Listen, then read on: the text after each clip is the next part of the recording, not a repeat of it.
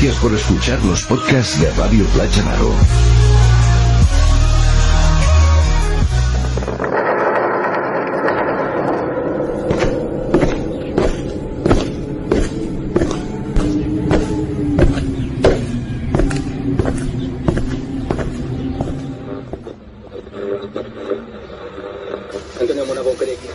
Informe Enigma. Jorge Ríos. Jorge Ríos. Informe Enigma.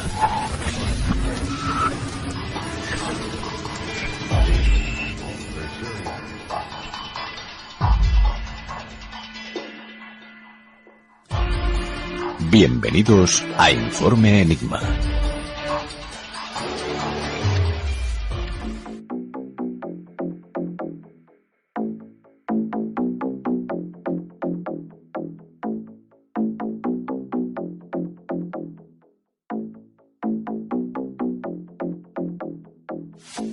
Esta semana en Informe Enigma nos adentramos en el mundo de los críptidos con Iván Torregrosa. En este caso hablaremos sobre el monstruo del lago Ness y de otros avistamientos similares que se han registrado a lo largo y ancho del planeta. ¿Estamos ante algo real o son simples leyendas de folclore? Y para finalizar regresan los misterios navales con José Sánchez Sierra. Hoy nos embarcamos en uno de los buques más importantes de la historia, el Titanic.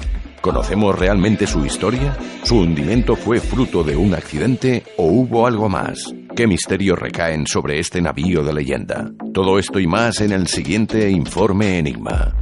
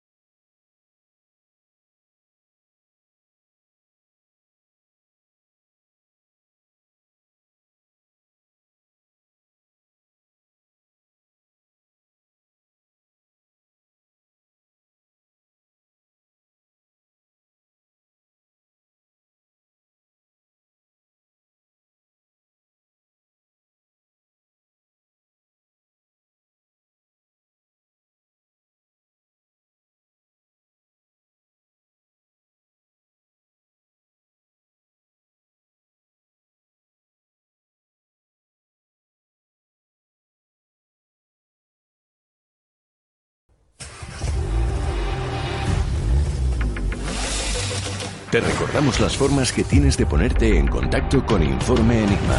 A través de Twitter, @Informe Enigma. Por correo electrónico, enigma-rpa@hotmail.com. O bien en la página de Facebook Informe Enigma. Contacta con nosotros.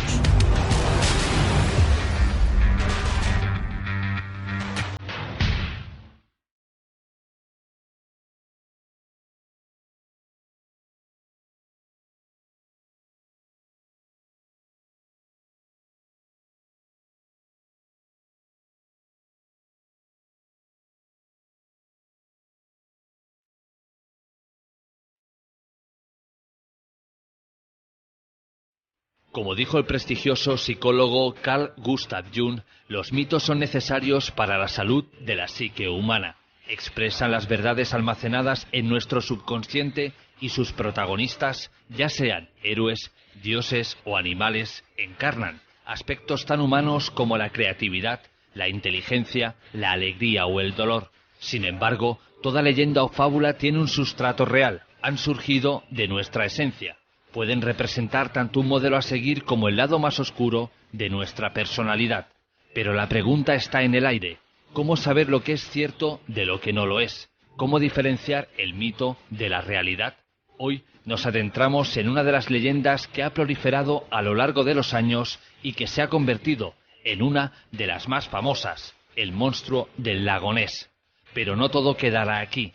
Viajaremos a lo largo y ancho del planeta con Iván Torregrosa para conocer otros avistamientos en los cuales la criatura criptozoológica que aseguran observar los testigos sería semejante o igual a Nessie. ¿Estamos ante una visión colectiva real o, por lo contrario, sería una corriente o moda popular en busca de un negocio fácil?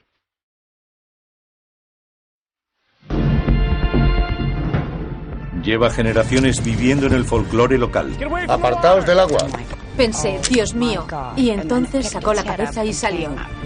La historia respalda la posibilidad de la existencia de una criatura desconocida que acecha en el lago Champlain. No es inconcebible que pueda haber un emigrante del océano perdido. ¿Podría existir alguna relación entre el monstruo y animales reales? Creo que en el lago Champlain hay algo que ecolocaliza. La ciencia estudia la posibilidad desafiando viejas pruebas mientras otros buscan nuevos indicios. Lo único que falta por encontrar es su cuerpo. Vamos a comer y a dormir aquí. Es donde tenemos que estar para encontrarlo. Testigos de todo el mundo han informado de avistamientos de monstruos. ¿Pero son reales o imaginarios? Bienvenidos al apasionante mundo de los críptidos y relicos con Iván Torregrosa. Y ahora sí damos la bienvenida a nuestro compañero de esta noche, Iván Torregrosa. ¿Cómo te encuentras? Muy bien, muy cómodo aquí sentado en zapatillas en tu casa, como siempre. Bueno, tú estás en zapatillas, yo no. Así que en este caso juegas con ventaja. Yo es una costumbre que vengo arrastrando desde pequeño, en las casas siempre descalzarse. Iván, el monstruo del lago Ness. Vamos a hablar también de otros avistamientos a lo largo y ancho del mundo.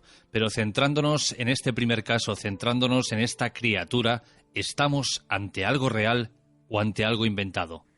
Bueno, sí, esa pregunta es dura para empezar porque estamos hablando de bastantes millones de libras de dinero en turismo en juego. Entonces, desvelar ese secreto tumbaría la economía de una zona bastante grande del norte de Escocia, como es el lago Ness. El lago Ness tiene 37 kilómetros de largo, está en las Highlands, en una parte alta de Escocia, y está así ubicado, orientado más o menos como del noreste al sureste.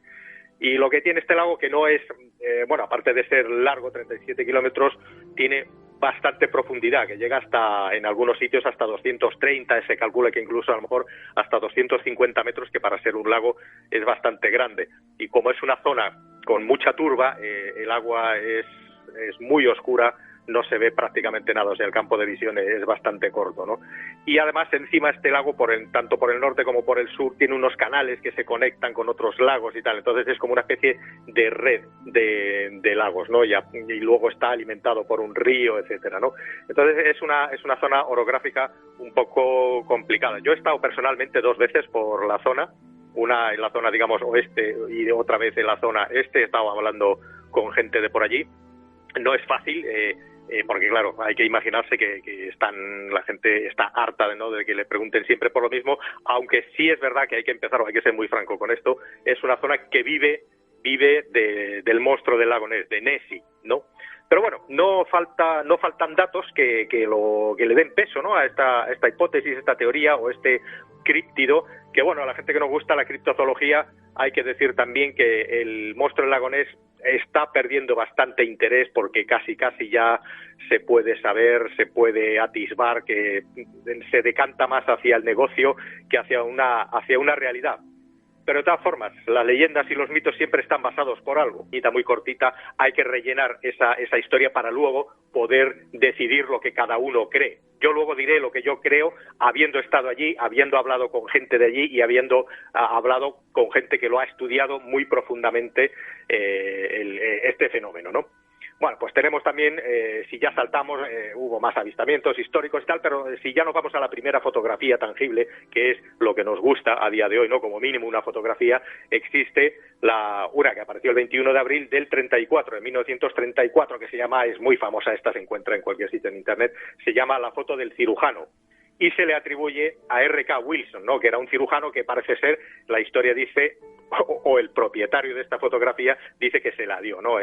Era un señor que se llama Marmaduke Netherell,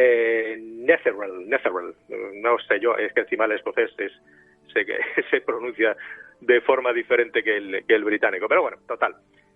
Y esta foto se dio por buena durante, bueno, hasta los años 80, 90, no recuerdo cuándo exactamente se murió y desveló la verdad. Y es la típica, una foto en blanco y negro que mucha gente habrá visto, que emerge del agua como un largo cuello con una cabecita y con unas ondas de ese agua en movimiento alrededor, unas ondas concéntricas a ese cuello. No es la verdad que es una foto que uno la ve en blanco y negro, siempre un poco punteado, siempre un poco borroso, y se dio por buena. O sea, nunca se pudo demostrar que esa foto fuese una falsificación. De hecho, se demostró que no lo era, que no era una falsificación. Además, viniendo de los años 30, pues pocas posibilidades había.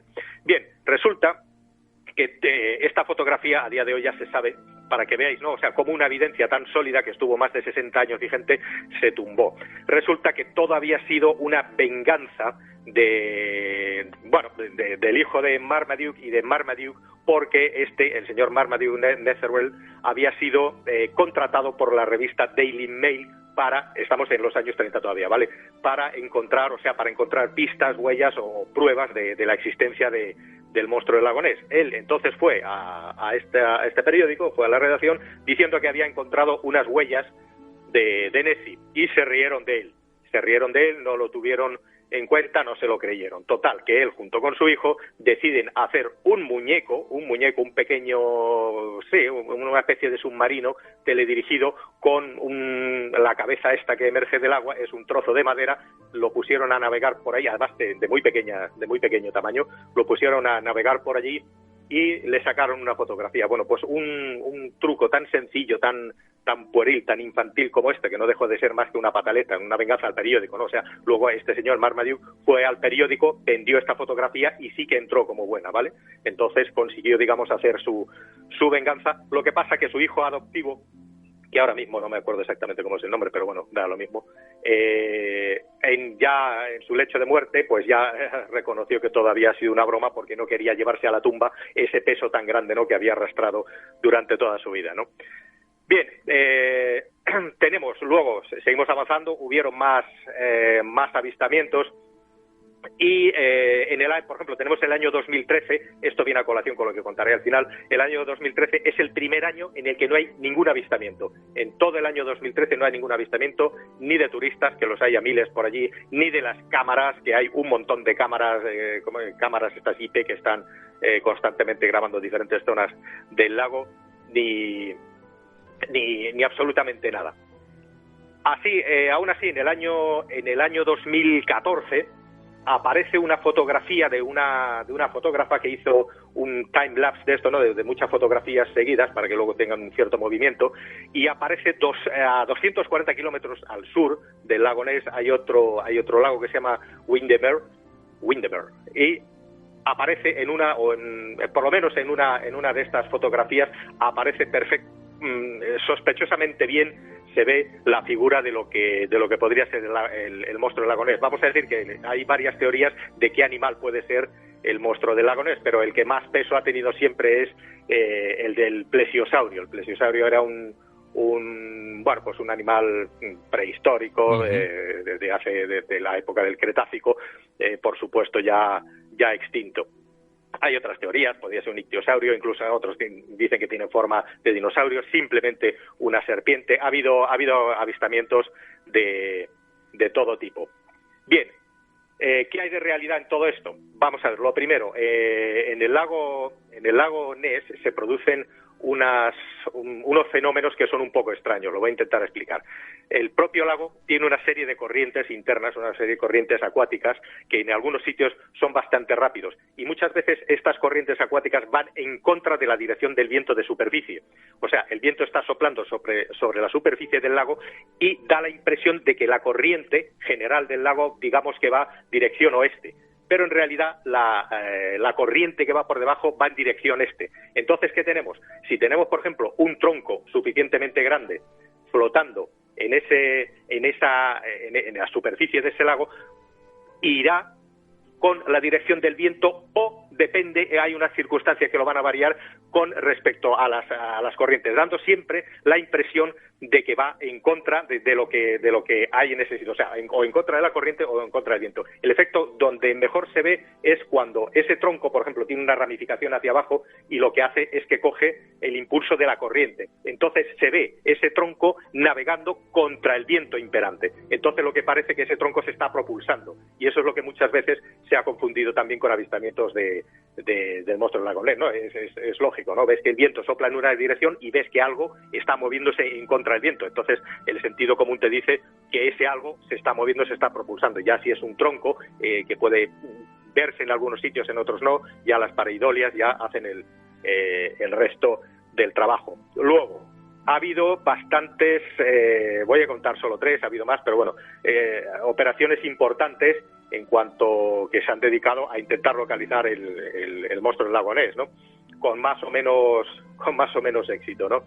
La operación Deep Scan, que esto pasó en el 87, se juntaron unas 24 lanchas, todas ellas con escáneres, y lo que hicieron fue un barrido completo del lago, ¿no? Pues para hacer una cartografía bastante precisa del lago, bueno, pues sobre todo para encontrar esa criatura y también con la intención de encontrar posibles cuevas u oquedades donde se pudiera esconder o incluso alguna teoría que dice que hay cuevas subterráneas que pueden comunicarlo con el mar. Por lo tanto, Nessie lo que haría sería ir a visitar de vez en cuando el lago y luego por esas cavernas subterráneas volvería al mar, etcétera, ¿no? Bien, pues sin resultado ninguno. No se encontró ni una cosa ni la otra en el año 87.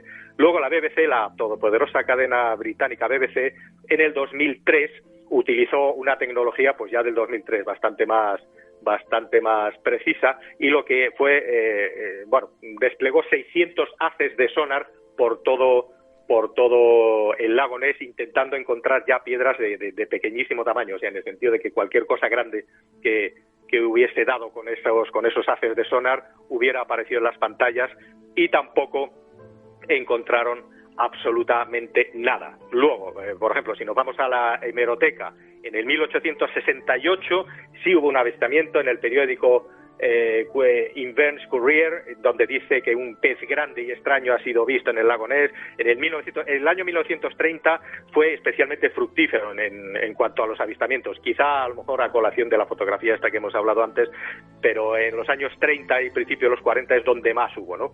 En el 30, en el Northern Chronicle, hay también una reseña que se puede encontrar donde se habla de una criatura en el lago que ha sido visto por muchas personas.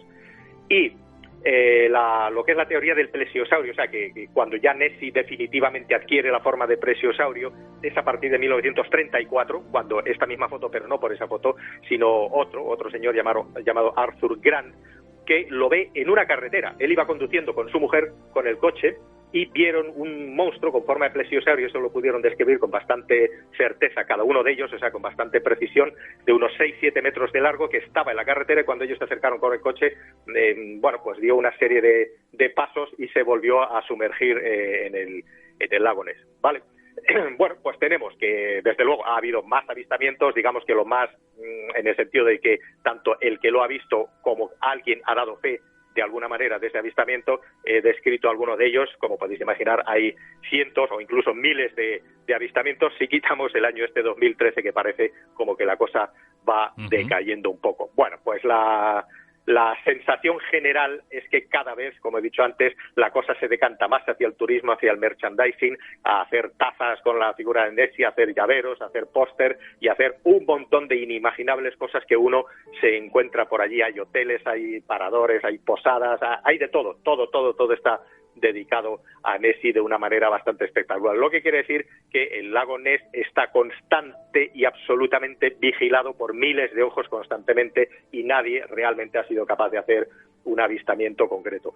¿Qué opina la gente del lugar, de por allí? Bueno, pues se ve que muchos de ellos, no todos todavía, vas hablando, pues yo que sé, como dice yo, en diferentes pubs, en diferentes bares, en las tiendas, pues oye, siempre sueltas algún chascarrillo. Lo que sí se nota a la gente que está por allí es que están muy hartos ya. Muchos de ellos, a lo mejor gente que no vive de eso directamente, pues están muy hartos de que se les relacione con Nessie, ¿no? Y esta gente está, vamos, que se ríen de ello, no se lo creen absolutamente para nada.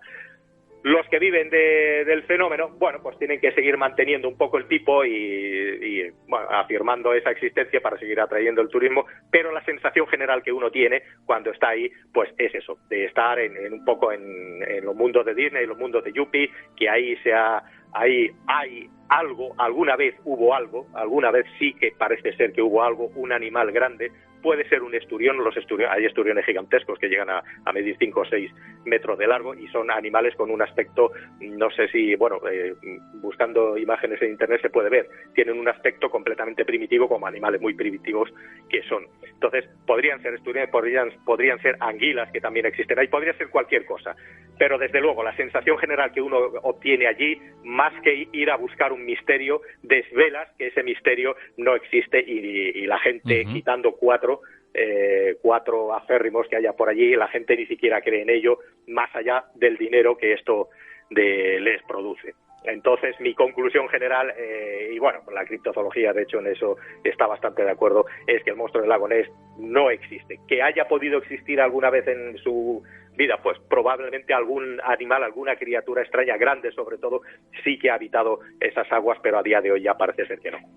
Iván, ¿podrías describirnos cómo es el lago Ness? Lo digo porque no es la primera vez que tenemos intervención de otros compañeros y tenemos en mente o visualizamos estos lugares tal cual los pintan, tal cual los vemos en litografías, en dibujos, y luego resulta ser que, bueno, que el progreso ha hecho su trabajo y se han convertido prácticamente en un venidor.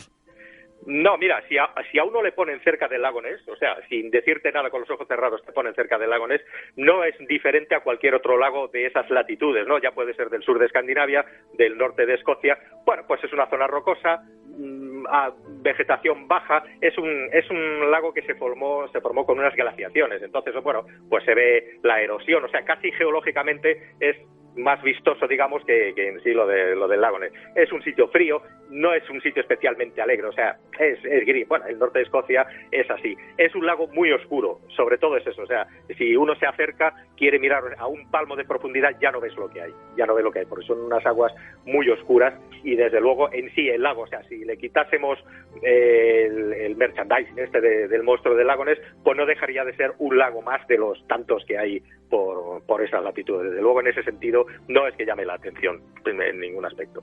¿No cabe la posibilidad, Iván, en el mundo de la criptozoología, que animales como el que tú has dicho, ¿no?, el plesiosaurio, hubiera sobrevivido hasta nuestro tiempo y eso fuera lo que la gente estuviera viendo en el lago Ness o en otros lugares? Recordemos que hasta hace muy poco la gente creía que el calamar gigante no existía y finalmente se encontraron bastantes ejemplares.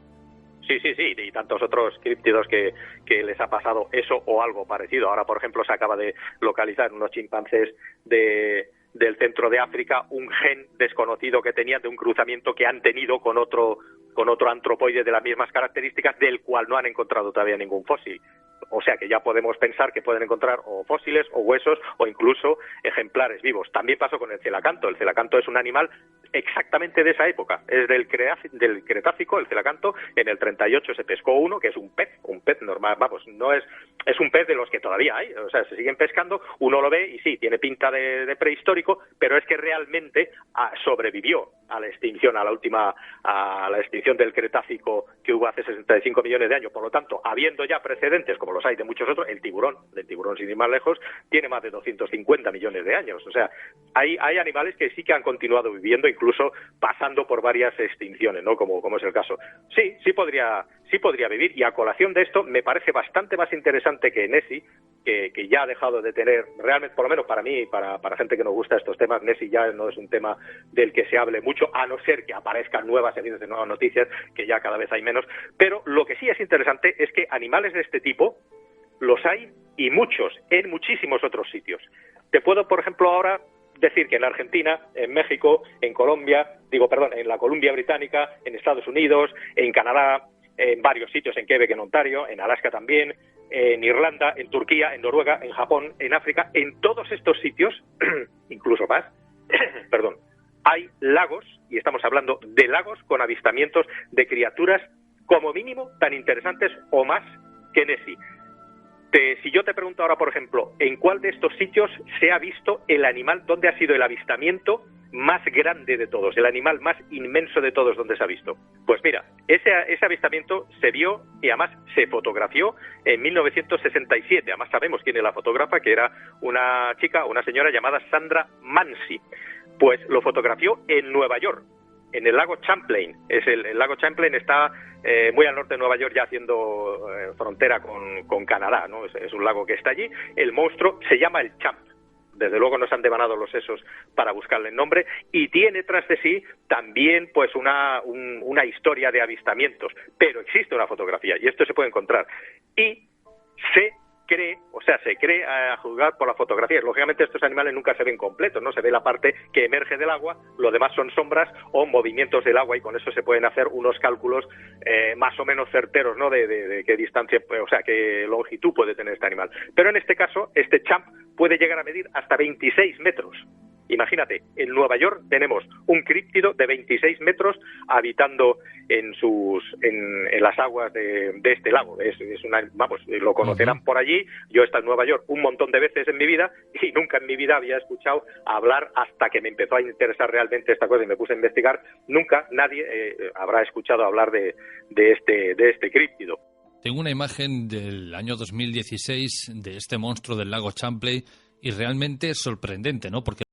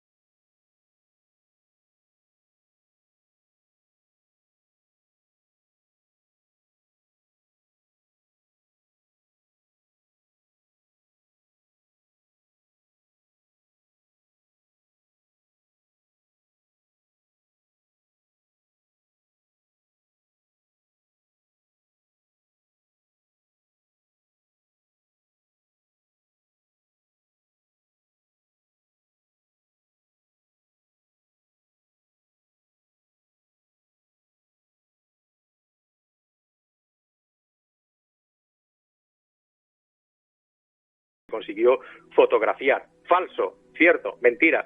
No, pues no sabemos. En Noruega y en Suecia, nos acercamos ahí a mi tierra, ¿no? A Escandinavia. Tenemos los lagos, bueno, esa zona, Noruega a lo mejor no tanto, pero sobre todo Finlandia y Suecia son zonas, son países que prácticamente la mitad de su territorio está cubierto por lagos, ¿no? O sea, nunca puedes estar, por ejemplo, en el sur de Finlandia, no puedes estar nunca en tu vida a más de 3 o 4 kilómetros de un lago. Es imposible estar porque hay muchísimos, ¿no? Entonces, estas zonas, bueno, pues en una zona fronteriza de Noruega con Suecia, tenemos a Selma. Selma está en el lago Sturgeon y este sí se sabe, este tiene una forma de serpiente y nos remontamos hasta el 1635 que hay avistamientos, y esa zona, la cultura escandinava no es tan abierta, no es tan comunicativa, ¿no? Entonces todas estas cosas se quedan bastante a modo local, ¿no? Pues tienen hasta sus propias fiestas que celebran en honor de este críptido, y tenían hasta unas leyes que protegían al críptido, son los nidos y las crías, posibles crías de esta serpiente gigante que vivía en ese lago. Había unas leyes que lo protegían, que fueron derogados en el año 2005, pues porque vieron que era innecesario, porque los escandinavos todos sabemos que aman mucho la naturaleza y nadie lo va a matar por mucho que se lo encuentre. Y ya si quieres, pues el último, ya que hay más, pero bueno, como curioso, ¿no? Por ir pinchando diferentes alfileres a lo largo y ancho del globo terráqueo. Y digo bien cuando digo globo, ¿no? Es un animal, ha sido fotografiado bastantes veces, parece ser también que es una serpiente porque las fotografías todas se ven que tiene como varias jorobas, ¿no? Y anda por allí, hay avistamientos, hay gente que lo ha visto, gente que se lo ha encontrado, hay fotografías, etcétera. Hay infinidad, ya te digo que en prácticamente todos los países del mundo, y la gracia de estos críptidos, de estos animales, es que no son tan conocidos, o sea, son a un nivel local de esa zona, la gente los ha visto, se lo callan, tienen su propia cultura alrededor de ese animal que tienen en ese lago, ¿no? De la zona que viven, y no tienen tanta pandereta, bombo y platillo como tiene Nessie, por ejemplo, en este caso, que también sería a lo mejor extrapolable al Bigfoot, ¿no? de Estados Unidos, aunque el Bigfoot parece, parece que tiene más consistencia que Nessie. Como conclusión, pues el monstruo del lago Ness tiene muy pocas posibilidades a día de hoy, ya estoy hablando siempre a día de hoy, desde vamos a poner desde principios del siglo XX o desde por allí, de que exista allí nada extraño más allá de la creencia que tiene esta gente de mantener un folclore, unas leyendas que sí que estarían basados a lo mejor en algo que existió en su momento. ¿Quién lo sabe?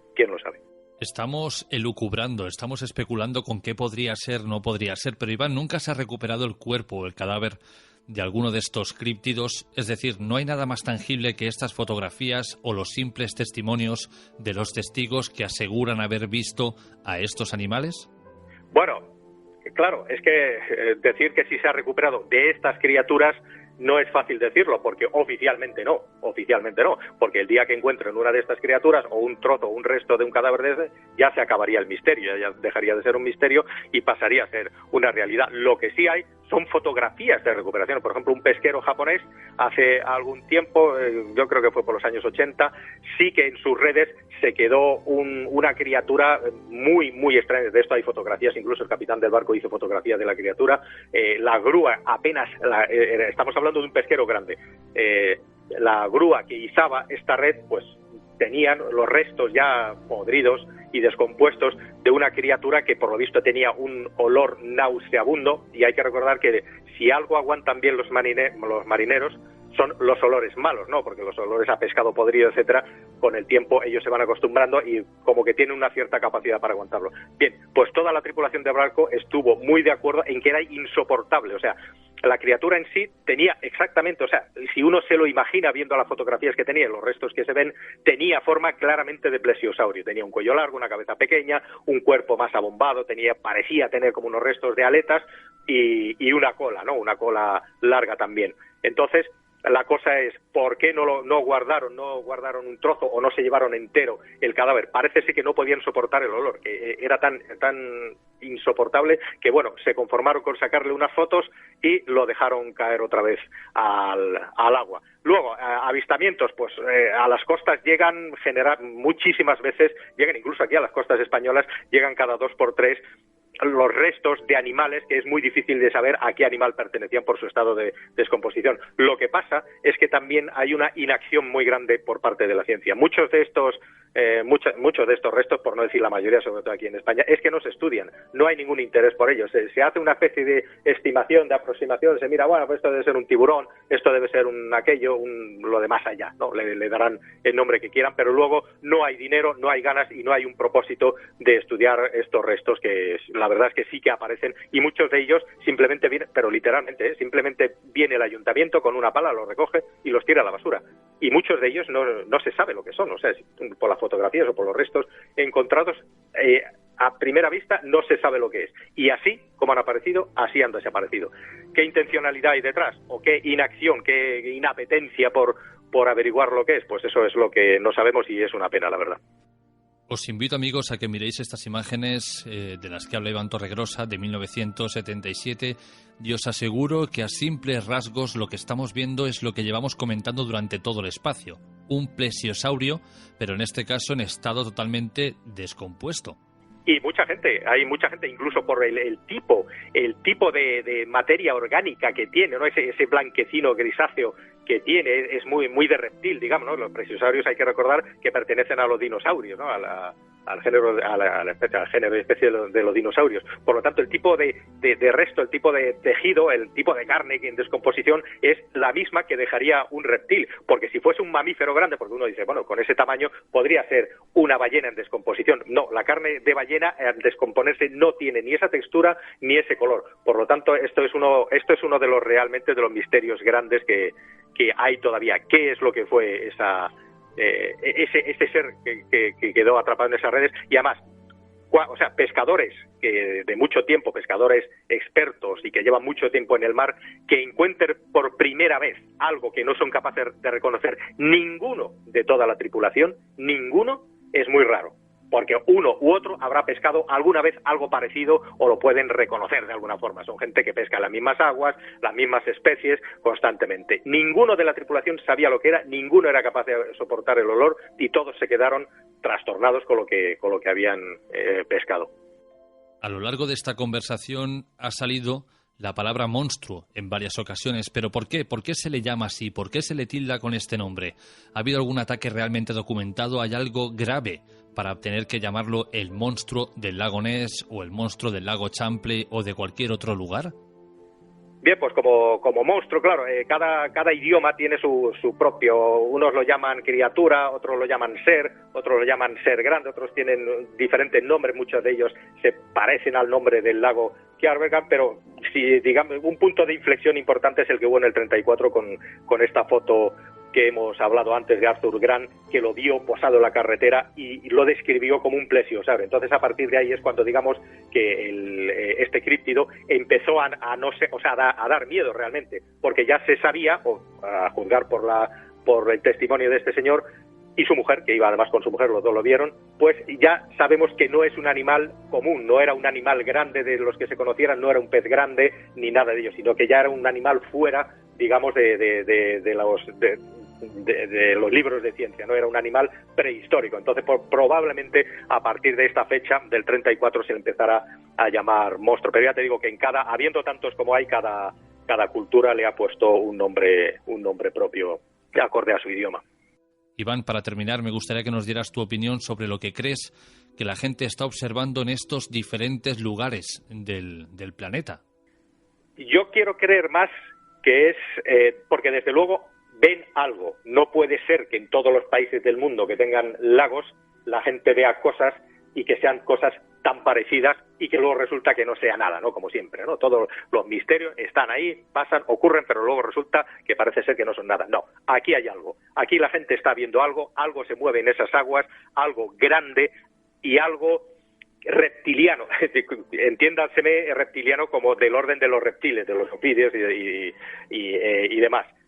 Debe ser algún animal que todavía no conocemos. Yo no me inclino a pensar que sea un animal prehistórico que haya sobrevivido, porque en un entorno lacustre es muy difícil, ¿no? Porque tendría que haber una población de muchos animales, o sea, no puede existir millones de años, tendría que haber muchos de ellos, tendría que haber una renovación generacional, y se sabe que cuando se producen estos islotes en las especies de animales, como por ejemplo está pasando con el lince español, ¿no? Que cuando ya no tienen comunicación son islotes donde están aislados, esa especie acaba desapareciendo. Entonces en un lago sería muy fácil que desaparecieran. Por lo tanto, no creo que sean vestigios prehistóricos, sino yo creo que estamos hablando o de animales mutados, de alguna manera, animales conocidos que sufren mutaciones de algún tipo de gigantismo, o si no, simplemente que es lo que yo firmemente creo, son animales que todavía desconocemos y no en sus costumbres no son las que nosotros esperamos encontrar para localizarlos, como pasa con tantísimos otros animales. Animales desconocidos que viven en los lagos. Yo me quedo con eso. ¿No tenéis ninguno por ahí por Canarias, Iván? Es que aquí el agua, precisamente, en el mar sí, en el mar, bueno, ahí también podemos hablar otro día de los críptidos canarios, pero desde luego lacustres no, porque aquí los lagos están muy, muy bien controlados y para las plataneras se lo chupan todo, el agua de los embalses de por aquí. Iván, ha sido un placer tenerte en nuestro Informe Enigma de esta semana para traernos otro tema tan apasionante de la criptozoología. Pero antes de terminar, antes de poner el punto y final, aún así, sin Nessie, ¿recomendarías a la gente que visitara el lago Ness? Sinceramente, hay sitios mejores para visitar por el mundo. Pues con eso nos quedamos. Un abrazo, compañero. Igualmente. Hasta la próxima. Te recordamos las formas que tienes de ponerte en contacto con Informe Enigma. A través de Twitter, @InformeEnigma. Por correo electrónico, enigma-rpa@hotmail.com. O bien en la página de Facebook Informe Enigma. Contacta con nosotros.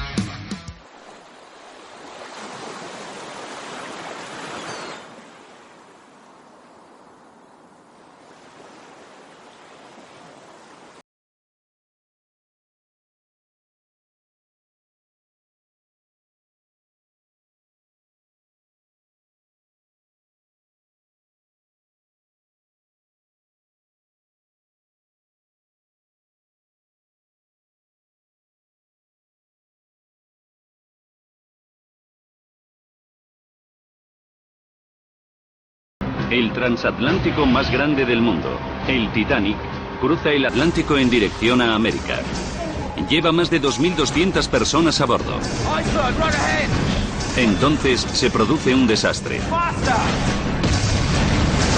Se llena rápidamente de agua y se hunde en el gélido océano. Se ahogan más de 1.500 personas. Pero ¿por qué hubo tantas víctimas? ¿Fue un fallo humano o un defecto de diseño? Ahora, gracias a la nueva ciencia del análisis forense y a un experimento vanguardista, revelaremos una debilidad oculta del barco más famoso de la historia. El mar esconde muchísimos secretos. Descúbrelos en Los Misterios Navales, con José Sánchez Sierra. Jazz, ¿cómo estás? Hola, buenos días, muy bien, estoy aquí muy bien. Gracias por invitarme a tu programa y para hablar del Titanic, de este gran coloso, ¿no? ¿Qué significó para ti el Titanic? Tú, precisamente, tu oficio está envuelto en el mundo de la mar. Te vuelvo lo mismo que te he preguntado hace unos segundos. ¿Qué significó para ti este barco? Bueno, la verdad es que el Titanic es un aparte de que fue una obra de ingeniería y fue una obra de opulencia en aquellos años, porque cuando se construyó fue el barco más grande y más lujoso que existía, entonces bueno, pues marcó una época. La verdad es que bueno, su tragedia, su accidente, dejó muchos cabos sueltos, dejó bastantes teorías abiertas, dio mucho juego en los años siguientes, porque bueno, han quedado muchos cabos que no se terminaron de aclarar, y para mí es quizás es el del misterio, de la conspiración, ¿no? Es la historia que tiene todos los factores extraordinarios, ¿no? Son mezclas de conspiración, mezclas de hielo, ¿no? De fuego, de algunas negligencias. Y bueno, aparte que fue a partir de este accidente que tuvo el Titanic, hubo también una serie de cambios en reglamentaciones a nivel de seguridad naval. Entonces, bueno, pues como el número de botes, una serie de equipamiento de salvamento que llevan los barcos, etcétera. O sea, tuvo un papel bastante importante en el mundo de la seguridad a nivel naval. ¿Crees, Jazz, que si el Titanic no se hubiera hundido de la manera que lo hizo, hoy en día sería la leyenda de la que tanta gente habla? Pues la verdad es que es complicado, ¿no? La verdad es que la manera con la que, si no hubiera sido tan de todas formas, bueno, he de decirte que no es una de las tragedias más importantes marítimas que ha existido, es la que más cancha ha dado, la que más juego ha dado, como tú bien has dicho, la que ha permitido que muchos escritores hayan escrito sobre esta historia, hayan hecho infinidad de películas, etcétera, etcétera, pero para mí no es una de las mayores tragedias. Existen otras tragedias, aunque han ocurrido en otros tiempos, en tiempos de guerra y tal, pero no una de las mayores tragedias que han pasado. Bueno, te formulo la pregunta de otra manera. Si el Titanic no se hubiera hundido, ¿hoy en día sería lo que es?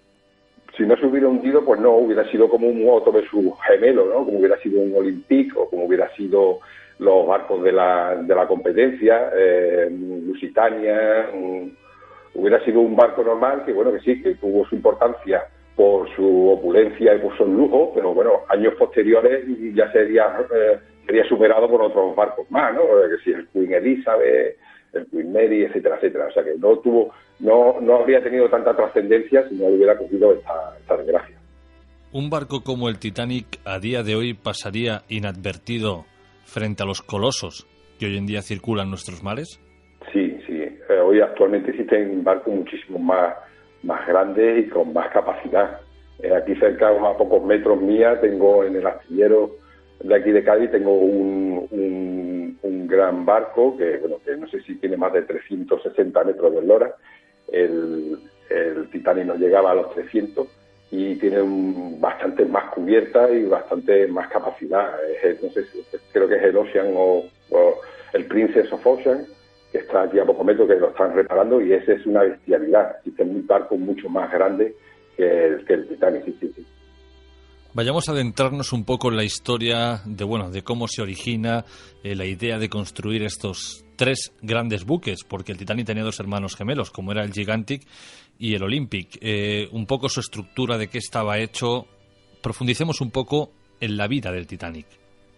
Bueno, pues el Titanic fue encargado por la compañía esta, la White Star Line, que era una gran compañía líder en aquellos años.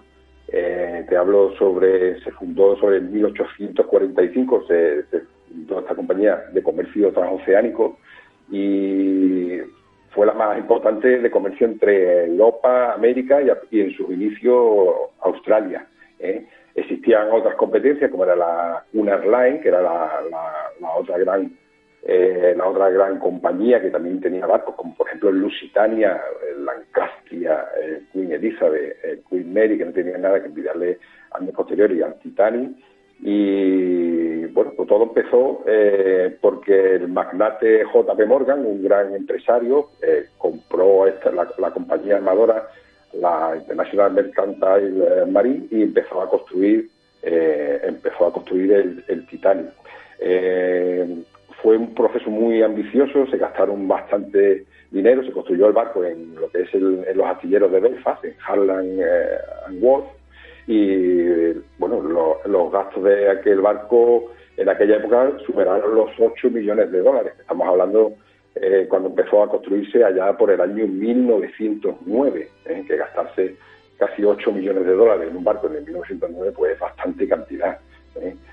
Cierto es que, como has dicho, sus gemelos, en concreto el Olympique, fue un barco que no se construyó con los mismos materiales que el Titanic. El Titanic era el que tenía mejores materiales y que tenía se le dedicó más tiempo en su construcción. El Olympique se construyó muchísimo más rápido que el Titanic, pese a tener unas dimensiones muy parecidas. Ambos barcos tenían 270 metros de eslora, no llegaban a 29 metros de manga, 9 cubiertas, el mismo número de hélices, casi el mismo número de calderas, incluso podían llevar tenían la misma capacidad de transporte de pasajeros y de tripulantes, que se acercaban a los 3.500, 3.400 en total.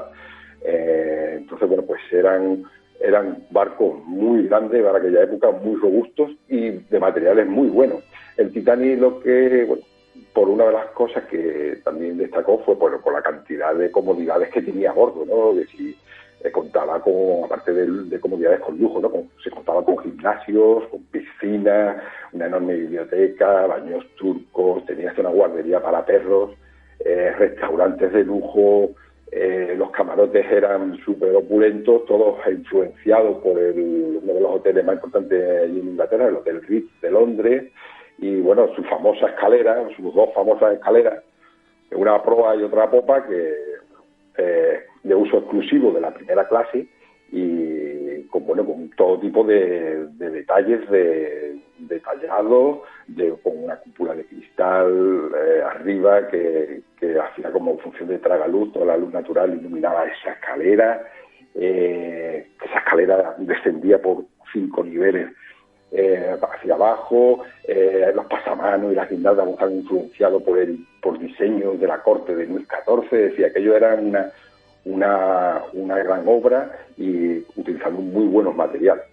Esto es la imagen que siempre vemos en las películas, ¿no? Porque siempre intentan magnificar o mostrarnos la parte, digamos, opulenta del Titanic, la parte más lograda, ¿no? Más detallada, como tú bien dices, esta escalera, los camarotes de primera clase. Pero ¿cómo eran esas estancias de, ya no digo los de segunda, los de tercera clase o incluso de esos trabajadores que, valga la redundancia, trabajaban en las carboneras y en las calderas? Claro, aquello era, la verdad es que, bueno, tendría que ser un auténtico infierno, ¿no? Las temperaturas que se alcanzaban en esas cubiertas de las calderas y en esas cubiertas de la máquina, porque el barco, el Titanic y el Olympia, ambos tenían unas 29 calderas, las cuales estaban alimentadas por más de 150 hornos, que eso tenía que ser un auténtico infierno, lo que se tenía que vivir en esas máquinas. Obviamente los que disfrutaban del trayecto eran los de primera y segunda clase, sobre todo los de primera clase, que eran poquitos, y eran los que más disfrutaban del trayecto. El resto pues iban, según iba bajando cubiertas, pues el modo de habitar esos lugares era peor, ¿no? Contra más de peor clase eran, pues vivían más hacinados, ¿no? Vivían en sollados grandes, todos diáfanos, ahí amontonados y con condiciones bastante lamentables. Y tener en cuenta que tenían que soportar un viaje de un poco más de 2 semanas, 14-15 días, que las inclemencias del tiempo, todo eso afectaba, las temperaturas en el barco, etcétera, etcétera. La verdad es que lo tenían que pasar realmente mal, sobre todo aquellos que fueran de las clases, las clases bajas. Las clases altas, pues nada, pues realmente vivían muy bien a bordo, aunque el destino fue el mismo, porque fue el mismo triste final tuvieron tanto los de mi primera clase como los que estaban afinados. Aquí no había diferencias sociales en el destino, pero sí, realmente era muy diferente la vida a bordo dependiendo de la clase. Aparte, bueno, hubo un poco de suerte porque no estaba el barco a tope, la capacidad del barco tampoco estuvo cubierta. No sé si fue poco más del 60% de la capacidad del barco, es decir, que no se llenó, quiera o no, pues eso desahoga un poco más la convivencia a bordo, sobre todo para las personas que tenían que vivir hacinadas. Hay personas que aseguran que algunos de los trabajadores en estas calderas o de esos pasajeros de tercera clase aseguraron en su momento que, bueno, pese a la clase social que tenían, alojarse en el Titanic era bastante más lujoso pese a estar en tercera clase que en otros barcos. ¿Esto es cierto? Vale, bueno, pues podría ser, ¿no? Quizá porque era algo nuevo, era algo con muchos mejores materiales y de calidades mejores, podría ser, pero bueno, que eso sería a lo mejor discutible desde la segunda clase para arriba o la tercera clase para abajo, para arriba, lo que es más para estas clases que iban afinadas, supongo que sería prácticamente igual, y después eso, como tienen limitado lo que es el movimiento por el barco, pues tampoco yo creo que haya mucha diferencia. El tiempo que tardaban, tampoco había mucha diferencia entre compañías ni entre buques, o sea que más o menos yo no creo que hubiera mucha diferencia, sobre todo a las clases bajas. Como siempre digo, normalmente la leyenda suele superar a la realidad y en este caso creo que el Titanic no podía ser menos. Siempre lo vemos, como ya digo, magnificado, con esa apariencia antes de hundirse. Pero también hay personas que aseguran, expertos, de hecho, que dicen que bueno, que el Titanic tenía una serie de errores que luego se corrigieron en el Olympic. ¿Esto es cierto, Jas? Bueno, errores que se corrigieron en el Olympic, no. Yo no tengo esa información de que hubiera errores que se corrigieran en el Olympic. Lo que sí está es que los dos barcos se construyeron casi a la par.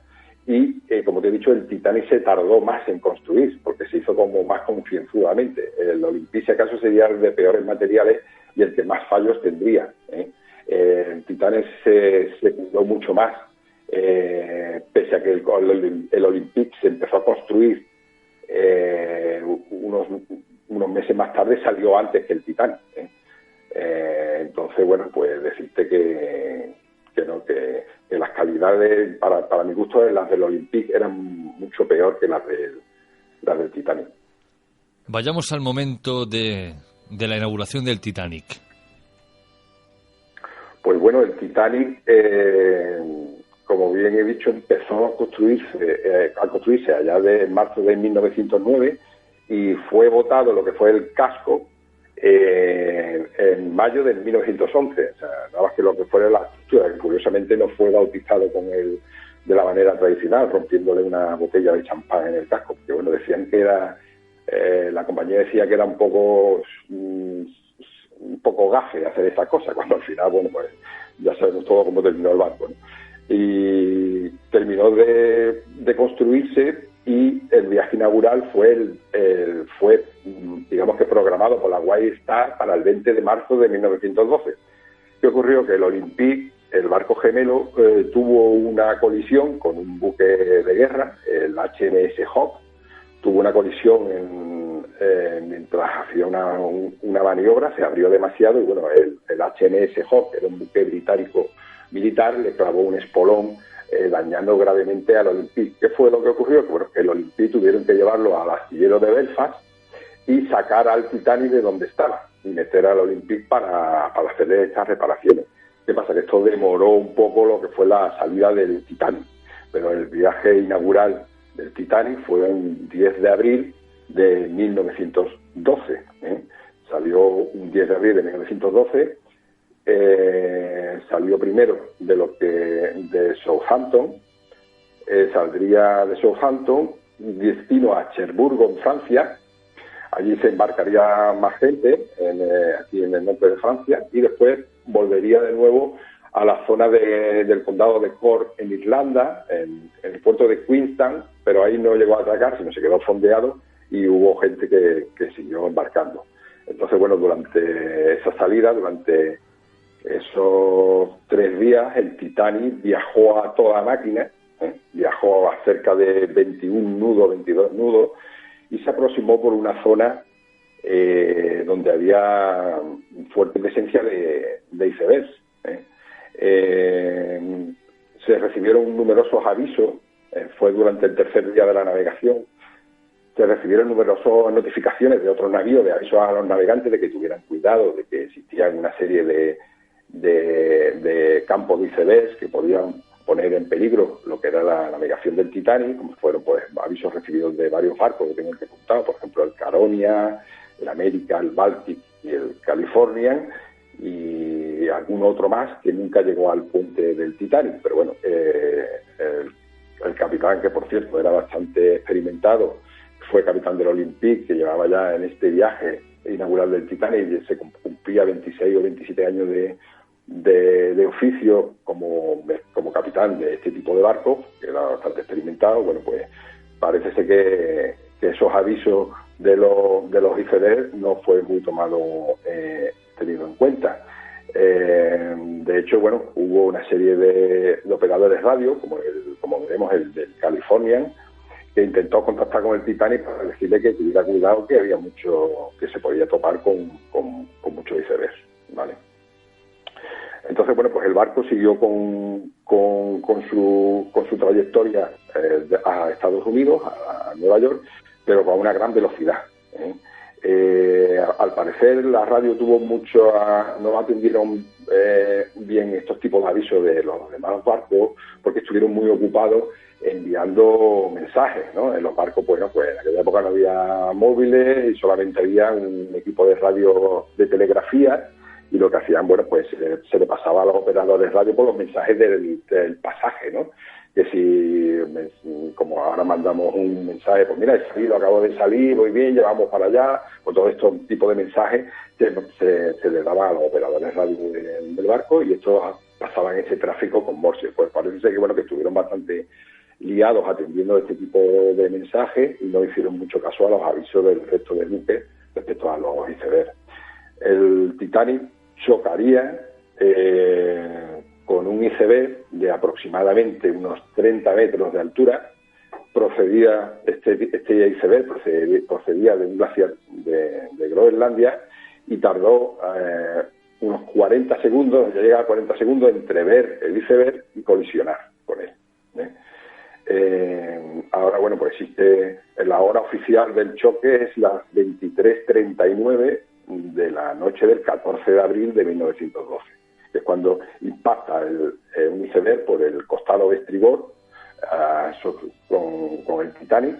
Y bueno, parece ser que hay algunos expertos que opinan que la maniobra que efectuó el oficial de guardia no fue la más adecuada, porque bueno, al ver un barco a unos 500, al ver un iceberg a unos 500 metros, y la maniobra que él hizo fue parar la máquina y dar máquina atrás. ¿Qué pasó? Que bueno, que en esa maniobra de dar máquina atrás, pues se pierde un poco de maniobrabilidad del barco, porque bueno, hay una serie de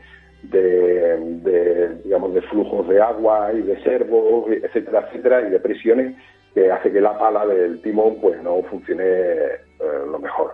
Entonces, bueno, a lo mejor una de las recomendaciones hubiera sido pues haberse abierto hacia uno de los dos lados, hacia uno de los dos costados, o el de estribor o el de labor, en vez de intentar la marcha atrás y maniobrar. Entonces, bueno, pues hay una serie de teorías de análisis por una serie de ingenieros que, bueno, dan su versión, lo mejor que podía haber hecho el oficial. La cuestión es que él se encontró de repente ese iceberg y no tuvo maniobra alguna, no tuvo tiempo para poder reaccionar, sobre todo teniendo en cuenta la gran velocidad, que es una de las incógnitas de por qué este barco iba a esa velocidad, una velocidad aproximada de 21-22 nudos, sobre todo cuando sabía el capitán que esa zona era una zona de muchos icebergs.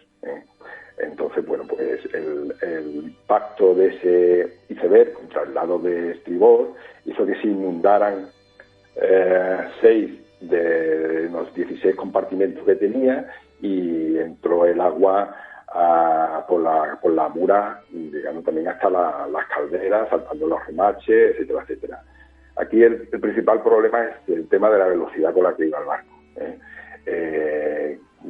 que no se sabe si es que el capitán quería conseguir el Gallardete azul, que era una marca, como un récord de velocidad que conseguían en aquella época los barcos de pasaje, aunque realmente los barcos de la White Star no eran muy rápidos. Los barcos más rápidos eran los de la Cunard Line, que podían llegar hasta 26, 27 nudos. Entonces, bueno, pues no se sabe por qué el capitán iba a esta velocidad, por qué tenía tanta prisa en llegar. Había algo que lo hacía, que lo presionaba para que llegara pronto. Aproximadamente tardaron más de una hora en empezar a evacuar el barco, que esta era otra de las cosas que llamó la atención, porque se tardó tanto en arriar los botes, en hacer una valoración de los daños y empezar el dispositivo de salvamento, de evacuación de las personas. No se sabe por qué tardó tanto. Se ve que se lo pensaron bastante bien antes de empezar a alargar mensajes de socorro de que nos estamos ahogando, Entonces, bueno, pues, ¿qué fue lo que ocurrió? Pues aparte de empezar la evacuación tarde, se empezó ya mal. No se llenaban los botes que se arriaban, no se llenaban a su total de capacidad. De botes que estaban preparados, de 16 botes fijos que tenía el barco, pues se llenaban con tan solo 12 o 14 personas, cuando podían tener capacidades, algunos de ellos hasta de 70, y realmente, bueno, pues fue todo un poco una serie de cúmulos que fueron empañando la evacuación. Después también hay testigos que dicen que, bueno, que las señales de emergencia que empezó a mandar el Titanic no eran unas señales que llamaran la atención al resto de barcos que había alrededor, sino que empezaron a lanzar una serie de bengalas blancas que más bien parecía que una celebración, como si estuvieran celebrando una fiesta a bordo del Titanic. Entonces, bueno, pues a algún que otro barco tampoco le he hecho mucha cuenta. Otra de las cuestiones también es que uno de los barcos que estaba cerca, el Californian, que estaba aproximadamente a unas 20 millas, que es unos 30-35 kilómetros, bueno, pues tardó más de 4 horas en llegar al sitio. Es otra de las cuestiones que no se explican los expertos de cómo que este barco tardó tanto en llegar allí. Las explicaciones del capitán fue que, bueno, que bajó la velocidad porque había mucho iceberg y no quería poner en riesgo la tripulación, pero fue un tiempo abusivo el que tardó en llegar. Menos mal que había otro barco cercano, el barco el Carpathia, que pudo llegar a tiempo y porque le cogió de camino en su ruta, y bueno, pudo rescatar finalmente a 706 personas del Titanic, cuando aproximadamente unos 1.514, 1.512 murieron. Una de las cuestiones aquí también que llama la atención es que el barco Californian, que digo que tardó bastante en llegar, tenía un cargamento a bordo de mantas y de jerseys, que es una cosa que también llama bastante la atención, que hacía un barco allí cercano cargado de mantas y de jerseys, ¿no? Una de las cuestiones que no estaba aclarada, como que parecía como si el barco estuviera ya preparado para una posible evacuación, ¿no? A las 2 de la mañana, sobre las 2:20 de la mañana del día 15 de abril, ya el Titanic era historia, ya se había hundido, el barco se hundió y bueno, permanece, no sé si es a cerca de 3.800 metros de profundidad, pero el barco a las 2:20 de la mañana se hizo historia. El barco insumergible se sumergió, ¿no?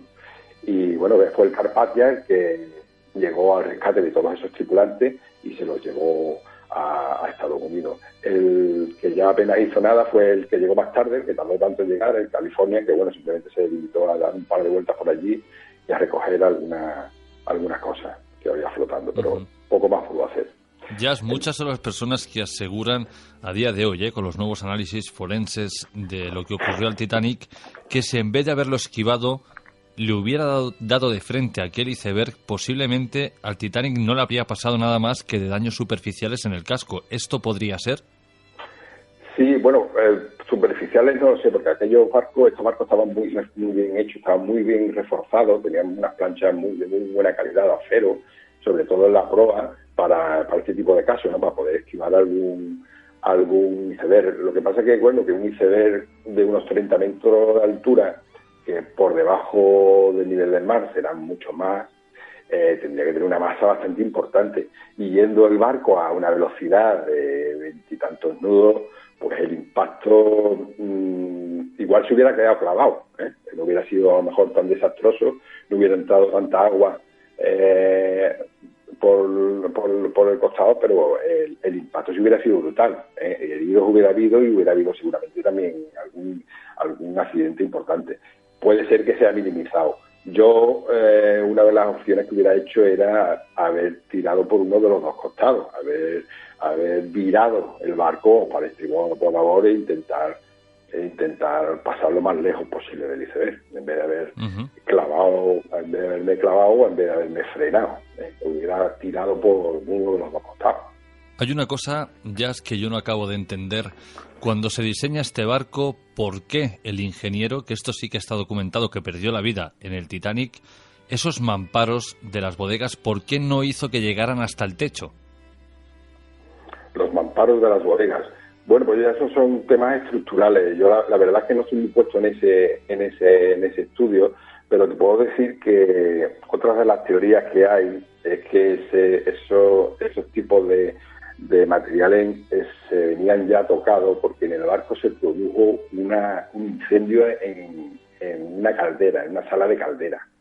Entonces, una de las teorías que también están documentadas por una serie de estudios de ingenieros de la compañía y de ingenieros independientes es que se formó un incendio a la salida del astillero del camino de Belfast a Cherburgo. Se formó un incendio y que el incendio estuvo ahí sin haber sido extinguido. Hasta el final de los días del Titanic se dice que ese incendio estuvo. Por eso es una de las explicaciones o es una de las especulaciones por la que hacen que el capitán fuera tan rápido, porque quería llegar pronto a tierra para sofocar ese incendio. Al parecer era un incendio de brasas, de carbón, que no lo lograron de apagar, y fue poco a poco, con grandes temperaturas, se alcanzaron al parecer casi los 1000 grados centígrados, lo que hizo que esa parte de la estructura donde chocó el iceberg, que da la casualidad que es la misma parte donde se produjo este incendio, hizo que se debilitara esos materiales. provocando que al impactar, bueno, pues la deformación fuera más rápida y más sencilla de hacer. Entonces, bueno, es uno de las teorías que en la cual, bueno, además hay análisis de los restos de las calderas extraídas del Titanic, en la cual se ve que hubo una serie de erosiones que no se hicieron solo por el impacto, o sea que y hay una serie de deformaciones de algunas cuadernas y de algunos mamparos hacia afuera, lo cual podría ser a lo mejor una de las explicaciones a lo que ayudó o un agente más a lo que provocó que entrara tanta agua por el costado de estribor. Pero además a esto hay que añadirle que los dos vigías no disponían de prismáticos. Bueno, eso se dice que no disponía, pero realmente sí. Lo que pasa es que en un barco normalmente los prismáticos es cierto que tienen un sitio determinado donde se guardan, pero igual, bueno, pues como estaban en un campo de icebergs, pues no me extrañaría que cualquier oficial o cualquier vigía del puente pues los utilizara en algún momento anterior para visualizar o para mirar el horizonte. Se suele decir eso, que no encontraron en el sitio donde se guardaban los prismáticos, pero como te digo, pueden haberse sido utilizados horas antes, minutos antes y haberse dejado en algún otro lado, ¿sabes? ¿Cómo se hundió el Titanic? Bueno, todos sabemos que fue prácticamente de dos piezas. Primero se puso totalmente en vertical y finalmente se partió. Sí, el barco se partió cuando encontraron el naufragio a unos 4.000 metros. Se encontró eso que el barco estaba dividido en dos, se partió y además están separados a ambas partes, tanto la proa como la popa están separadas a una distancia de unos 400 o 500 metros, es decir, que no están juntas. Se ve que se llenó de agua y el peso pues hizo que se partiera por la mitad. La proa se quedó clavada en el fondo del mar, la proa se quedó clavada a unos 15-20 metros clavada en lo que es en el lecho marino y la proa y la popa, como te digo, a unos 400-500 metros. La popa se ve que sufrió más, se ve que está en peor estado que la proa pues, se quedó clavada. Bueno, como digo, lo bueno de estar ahora en nuestro siglo XXI es que se hacen especulaciones, se hacen análisis, la tecnología hace maravillas y otra de estas hipótesis que han lanzado es que si el Titanic, bueno, en el momento de chocar con el iceberg se hubiera detenido ahí, quizás se podría haber salvado a mucha más gente si esta gente hubiera subido, valga la redundancia, encima del iceberg. Esto a simple vista parece una locura, pero ¿podría ser, Jas? Bueno, podría ser, habría que ver qué tipo de iceberg, ¿no? Podría ser. La verdad es que la historia da para muchas especulaciones y para muchos libros. Sí, si es un iceberg plano o en alguna base, pues sí, lo que pasa es que, bueno, no había mucha visibilidad, no había luna esa noche, había una serie de condiciones que esa maniobra no es tan sencilla, además con 1.500 a 2.000 personas a bordo, ¿no? Si fueran 30, 40 personas, pues sí, pero hacer una maniobra de ese tipo y mover a 2.000, 2.200 personas, yo lo veo un poquito de ciencia ficción. Pero bueno, habría que ver qué tipo de iceberg era y qué maniobra se hace, ¿no? De baluarte y etcétera, etcétera. Pero bueno, yo lo veo un poco ficción, lo veo un poco ciencia ficción por haber hecho eso. Vayamos al momento del hundimiento, antes de que el barco ya precisamente sea parte de la historia. ¿Cómo era ese momento entre el pasaje? ¿Cundía el pánico? ¿Era algo más tranquilo? ¿La tripulación se comportó como debía? El tema de la orquesta, por ejemplo, que eso a veces parece un mito, una leyenda. Yo personalmente, os digo mi opinión, yo soy el de la orquesta y lo último que hago es ponerme a tocar. Pero bueno, queda un poco muy romántico, queda todo muy bonito, ¿no? Sí, la verdad es que queda muy chulo. Además, los músicos estuvieron tocando casi más de 2 horas, ¿no? Incluso estuvieron durante todo el tiempo del hundimiento, o sea que lo tuvieron que pasar mal. No sé si aguantarían todos estoicamente, pero la orquesta lo tuvo que pasar realmente mal. Bueno, pues tuvo que ser unos momentos bastante trágicos, sobre todo de descontrol. Decían que las órdenes no eran muy claras. Normalmente cada uno actualmente cuando tú vas en un barco, lo primero que te tienes que enterar es cuál es tu bote, dónde está tu chaleco, cuál es tu meeting point para poder evacuar el barco. allí se veía que había programado para el mismo día 14 de abril, había programado un ejercicio de simulacro, pero nunca se llegó a hacer, que es otra de las cuestiones que a lo mejor si se hubiera hecho el simulacro, pues hubieran sobrevivido más personas. Pero bueno, el número de botes también estaba limitado. Había 16 botes fijos y 4 botes que eran portátiles. Hay personas que dicen que bueno, que no había suficientes botes para evacuar a todo el mundo, pero es que los botes en aquella época de este tipo de barcos no servían para desembarcar a la gente, sino los botes estaban puestos para transportar, ante una posible necesidad, los pasajeros de un barco a otro. Es decir, que los botes hicieran varios viajes y desembarcar a todo el mundo. Fue a posteriori, cuando ocurrió este tipo de incidente, cuando ya los botes sí se contabilizaron dependiendo de la capacidad del pasaje, ¿no? En aquella época se medía por una fórmula basada en el arqueo bruto, en el registro bruto del buque y una serie de datos. Es decir, que no estaba preparado para esta evacuación. Digamos que las primeras instrucciones no fueron claras.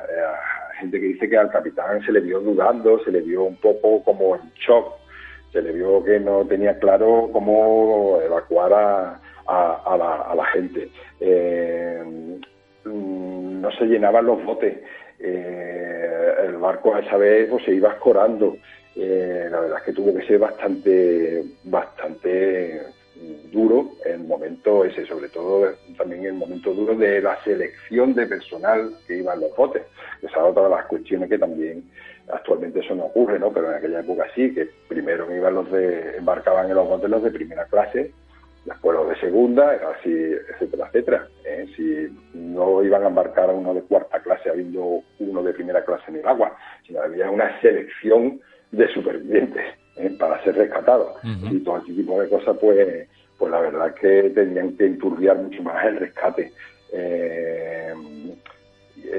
No sé, decirte que bueno, que realmente menos mal que llegó también el Carpathia, que le cogió de camino y pudo rescatar a estas personas. Si no sé qué hubiera pasado con estas 700 personas, porque bueno, el agua estaba a menos 2 grados y de 4 personas que caían al agua, uno moría por el shock de la temperatura. Entonces, bueno, pues la verdad es que tuvo que ser bastante duro. Lo del capitán, en cierta manera, lo podemos entender, ¿verdad? Porque venía del Olympic, o sea, ya había tenido un golpe con el Olympic, y ahora ver que ha tenido otro con el Titanic no es la mejor manera de acabar su carrera.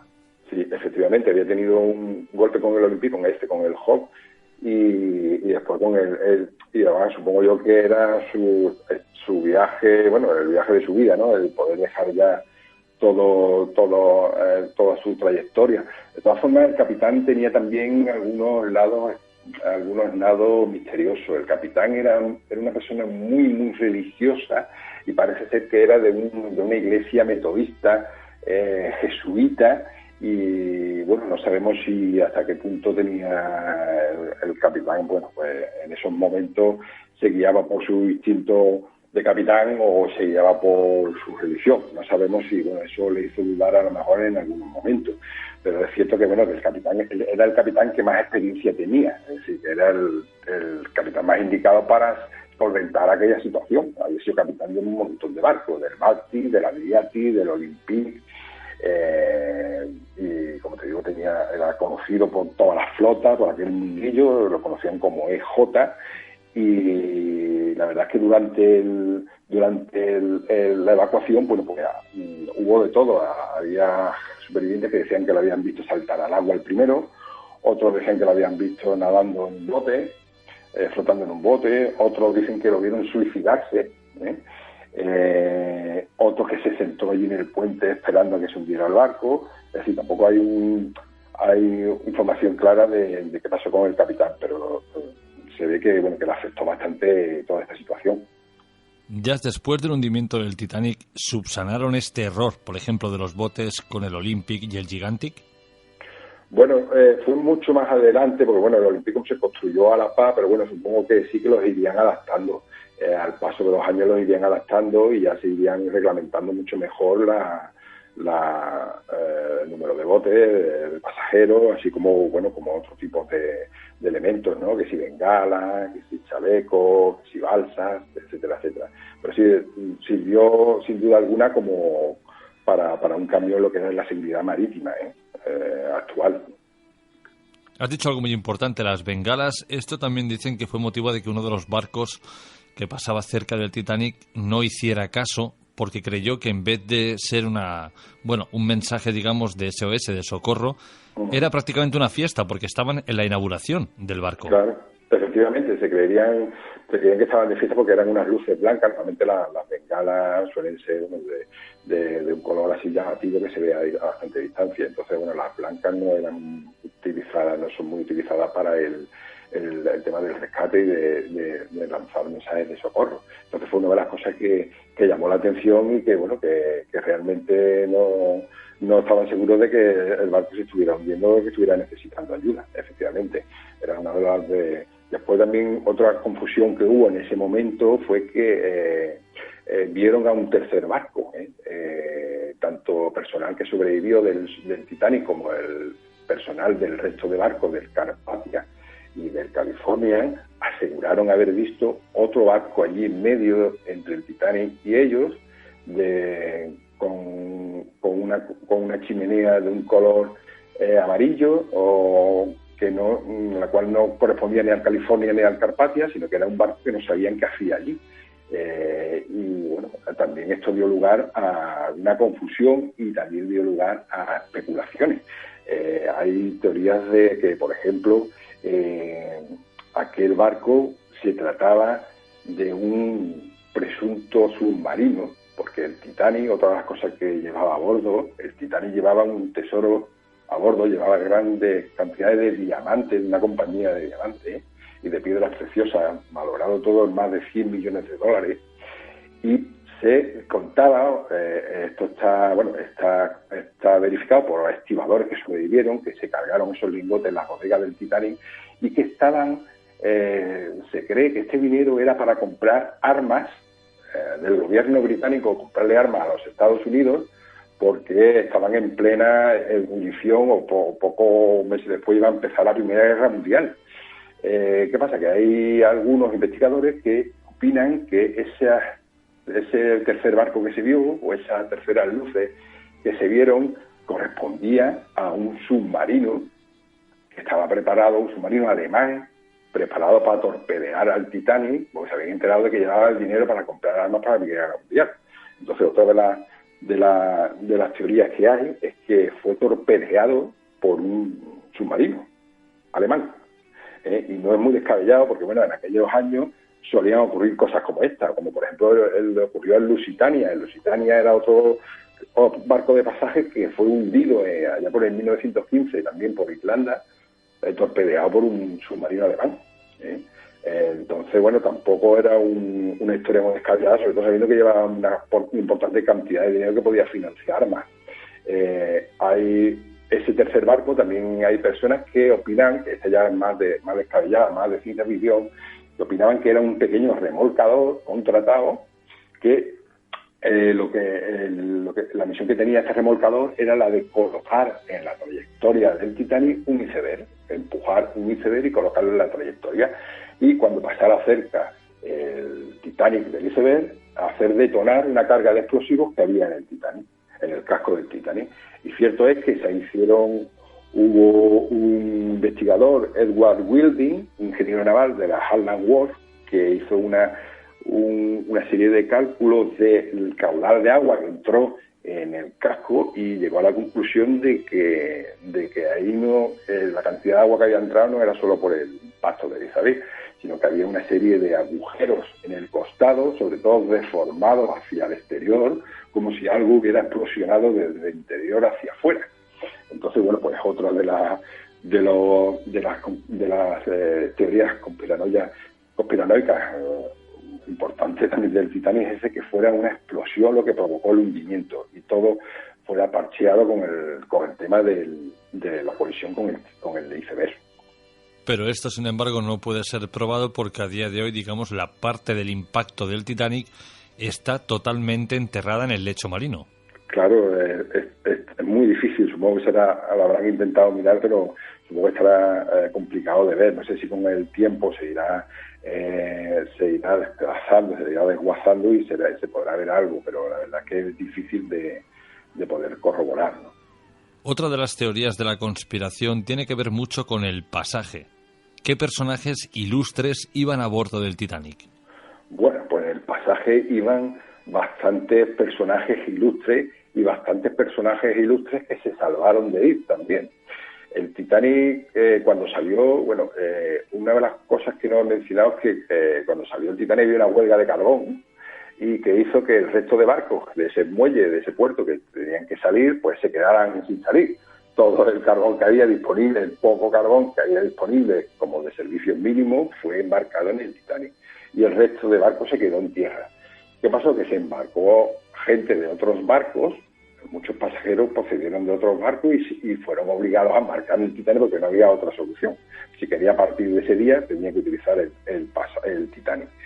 Algunas de las personas que iban en el transatlántico eran personas que eran uno de los más famosos de aquellos años, como por ejemplo era John Jacob Astor, que era el dueño de del Empire State Building, otro señor importante que era el conocido como el rey del cobre, que era el Benjamin Guggenheim, y también el Isidor Straus, que era el dueño de los almacenes Macy. Bueno, pues estos señores fueron a bordo del Titanic, embarcaron y murieron con el Titanic. De origen judío, eran de familias de origen judío, pero aquí hay un tema bastante importante de conspiración, y es que en Estados Unidos existía una serie de banqueros que querían realizar querían crear un banco central, ¿no? Una reserva federal, querían crear un banco central, un banco que controlara que tuviera todo el control de las finanzas en Estados Unidos, que fuera capaz de regular los precios de las cosas, que tuviera libertad para manipular las políticas monetarias, los créditos, poder regular a las entidades bancarias, etcétera, etcétera. Querían centralizarlo todo en un banco, querían tener todo el dinero juntito en un banco. ¿Y quién eran los que querían tenerlo? Pues eran los Rockefeller, los famosos Rothschild, JP Morgan, que era el dueño del Titanic, y una serie de testaferros que todos conspiraban para crear este banco central. ¿Qué ocurre? Que los que se oponían a esta reserva fueron los que te he comentado antes que murieron a bordo. Los que te he comentado, como son el rey del cobre, el de los almacenes Macy, etcétera, etcétera. O sea que la conspiración está aquí en que se quitaron de un plumazo a todos aquellos que estaban en contra de esta reserva federal, de este banco central. ¿Qué pasa? Que estos señores que estaban en contra del Banco Central habían formado incluso hasta un comité de investigación, estaba formado por una serie de personas y que se oponían rotundamente a lo que querían hacer. ¿Qué pasa? Que curiosamente fueron a bordo del Titanic y parecieron. Otro tema importante es que se cancelaron más de unos 50 o 60 pasajes de altos empresarios de primera clase, se cancelaron. Uno de ellos era JP Morgan. El propio JP Morgan, precursor de este barco central y dueño del Titanic, alegó que estaba enfermo y que no podía embarcar, cosa que después se corroboró que era mentira, que el tío no estaba enfermo. Simplemente que no algo se olió o era partícipe de alguna conspiración que hizo que no embarcara, pero que no fue el único.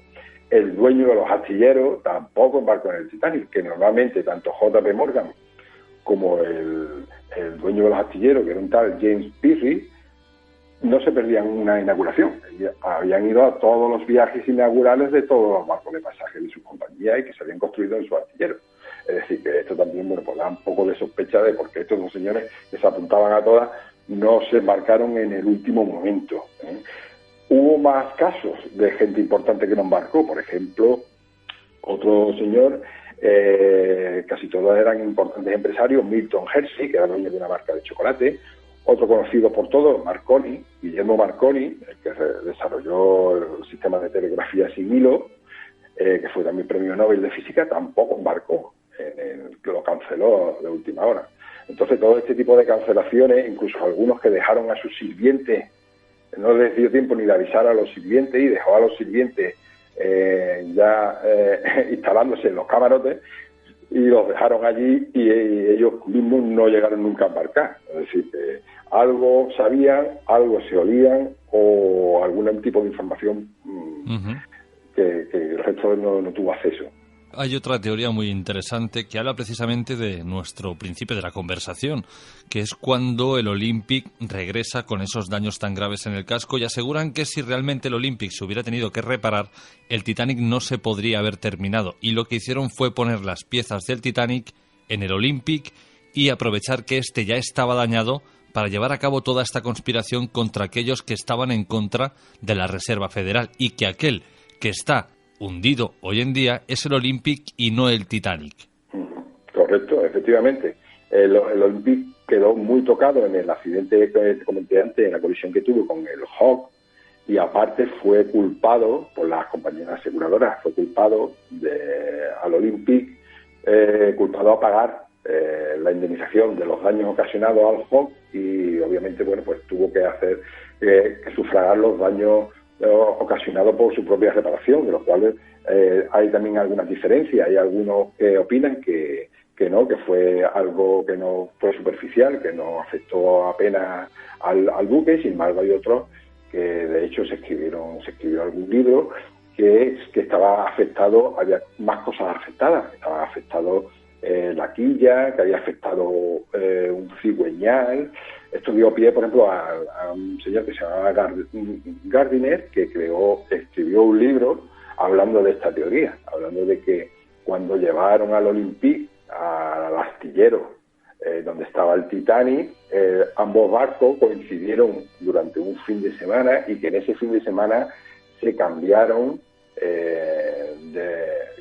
de barco para cobrar, para hundir al Olympic y cobrar todo el dinero para poder sufragar los gastos. Es una de las teorías, pero realmente cuando se bajó a bordo por Robert Ballard, cuando bajó abajo al naufragio, se vieron una serie de piezas que correspondían al Titanic. Estaban numeradas porque ambos barcos están numerados. Todas sus piezas tienen una serie de números que los hacen diferentes, aparte de una serie de diferencias estructurales. Pero en el agua pues tienen una serie de numeración que concordaban con el Titanic. Algo ayudó también a esta teoría de algunos supervivientes que decían que cuando fueron desembarcados en el Titanic en el momento de la colisión con el iceberg, los botes ponían Olympic en vez de Titanic. Cierto es que hay algunos supervivientes que decían que el nombre que estaba puesto en los botes era Olympic en vez de Titanic, lo cual, pues no sabemos por qué aseguraron esto. Pero lo cierto es que sí, que se aprovechó ese fin de semana que coincidieron ambos barcos en el mismo astillero, supuestamente para hacer una serie de cambios. Pero como te digo, hay muchas diferencias estructurales que quien se haya fijado en ellas sabe diferenciar perfectamente un barco del otro. Y una vez que se bajó a bordo, cuando se viajó con el submarino a ver el naufragio, ya se decidió que era claramente que correspondía al Titanic por la numeración de algunas de sus piezas. Tengo una imagen aquí en pantalla tomada, digamos, en las profundidades donde está el Titanic hundido, y en esta imagen se recalca sobre todo una M y una P, digamos, que se han desprendido de esta plancha de acero, y claro, esta M y P corresponderían al Olympic y no al Titanic. Sí, pero tampoco se ve muy clara la M y la P, ¿no?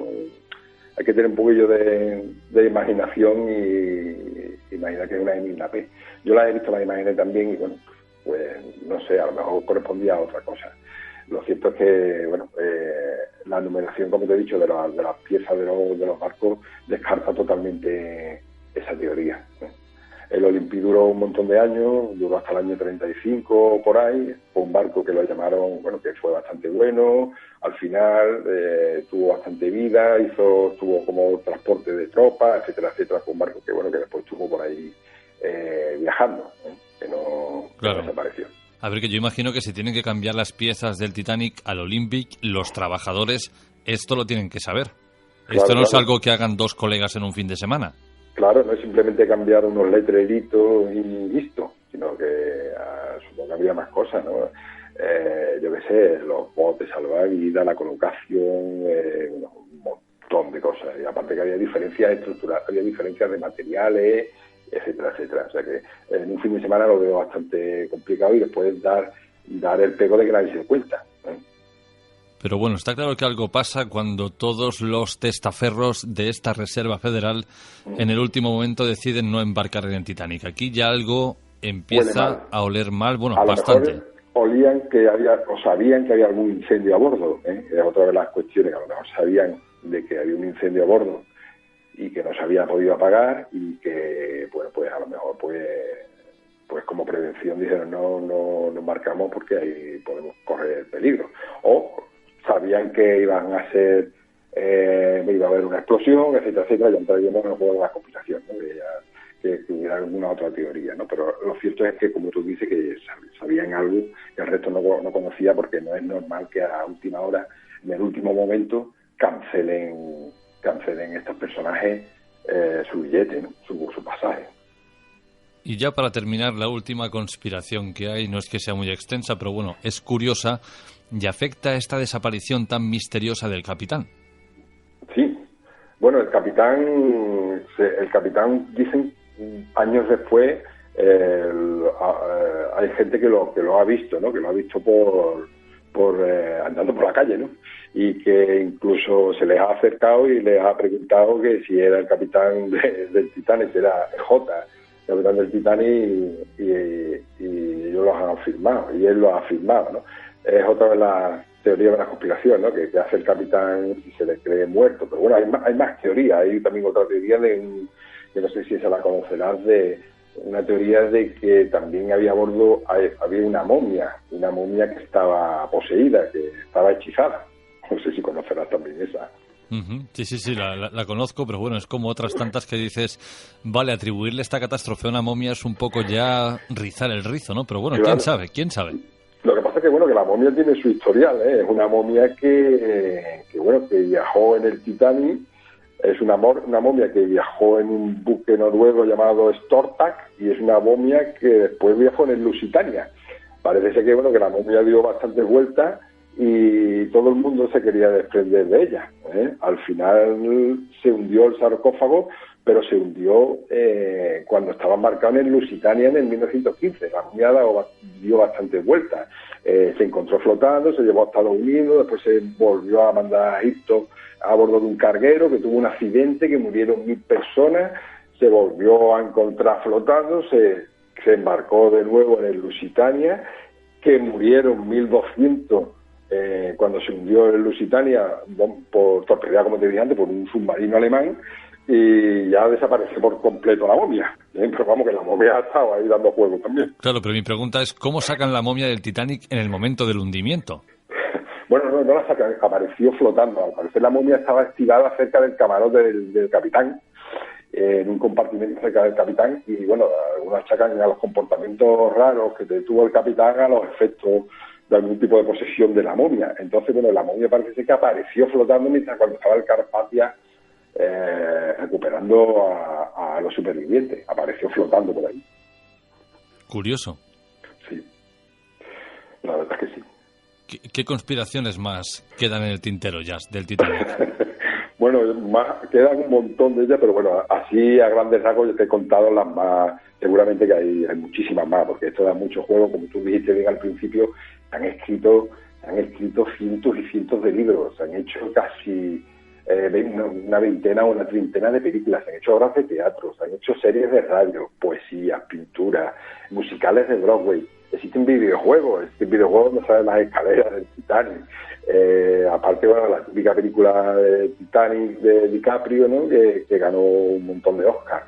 Se han hecho también libros, hay libros de premoniciones, que eso también es un tema bastante curioso. Se escribieron libros de premoniciones sobre el Titanic. Hay dos casos muy concretos, uno de un escritor llamado William Thomas Stead, que fue un periodista, fue un espiritista británico, y aparte fue uno de los primeros periodistas que se dedicaban a investigación, y escribió una historia ficticia en el cual había un transatlántico, el Majestic, que colisionaba con un iceberg, y bueno, los supervivientes eran rescatados.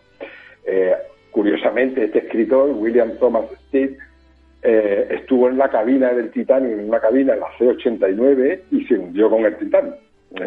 El otro sería Morgan Robertson, que este es quizás el más increíble, que escribió 14 años antes el Titanic, escribió un libro llamado Futility, Vanidad, ¿no? Como hablando sobre la opulencia de aquellos cruceros, en la cual cuenta la historia de un transatlántico de lujo llamado Titán,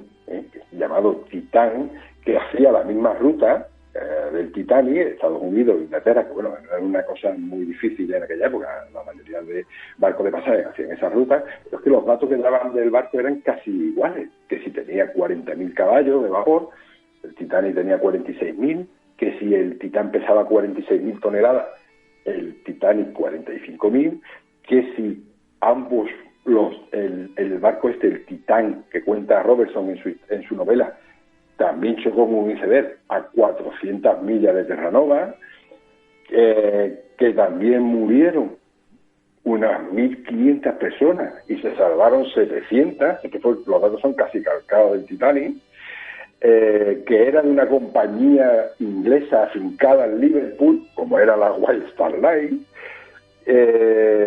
etcétera, etcétera, etcétera. Es decir, que también es bastante curioso como algunos fueron visionarios de algo que se veía venir.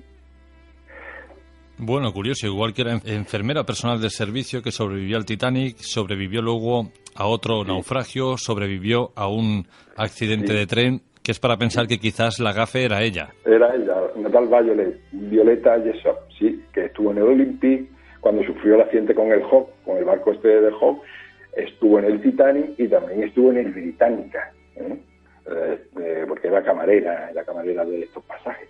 Pues sí, efectivamente, también se salvó, en las 3 ocasiones se salvó. Entonces, bueno, no sé si será gafe o será suertuda, ¿no? Porque se salvó de los 3 catástrofes.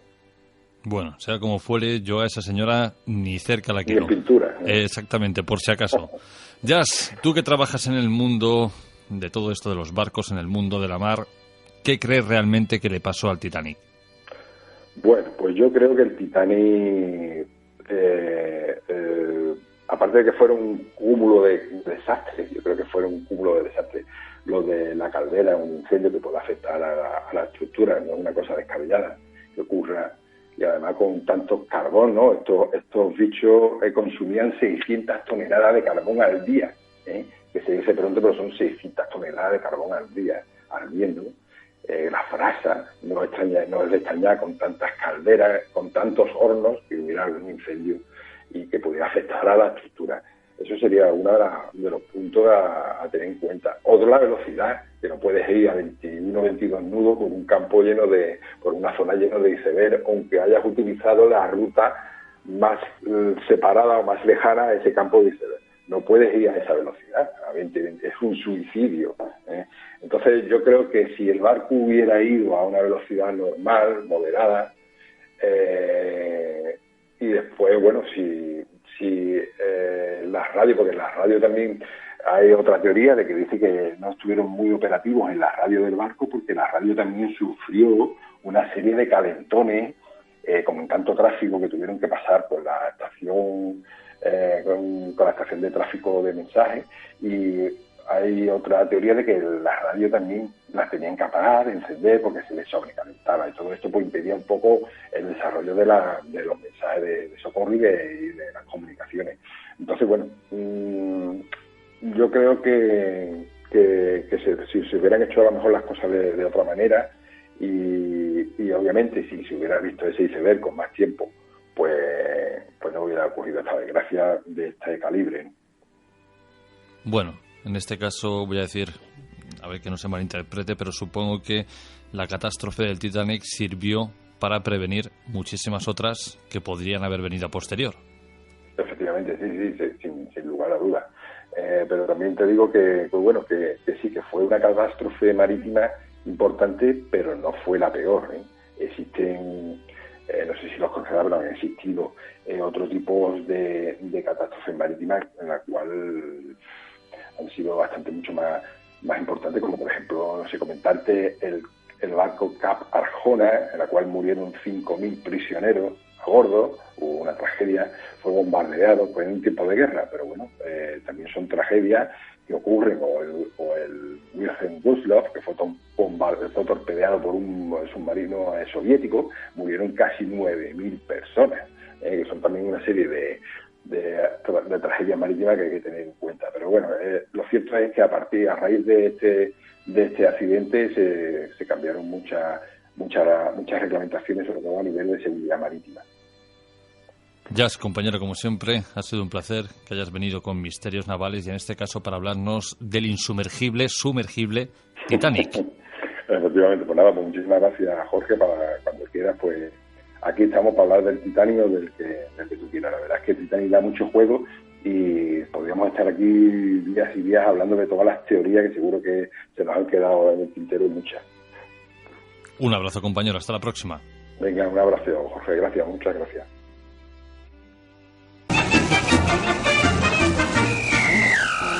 Achtung, Achtung!